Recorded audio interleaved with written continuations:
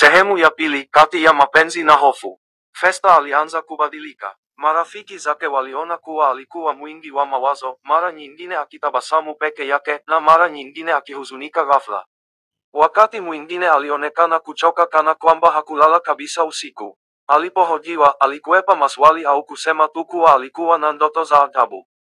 Kilichoendelea kumshangaza zaidi ni jinsi jini huyo aliyemtambulisha kama Rajabu alivyokuwa na uwezo wa kumfanya ahisi mapenzi ya hali ya juu kuliko aliyowahi kuyapata kwa binadamu yeyote.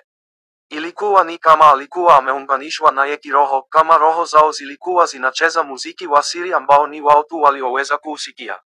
Lakini pamoja na mapenzi haya, mambo ya ajabu yalianza kutokea.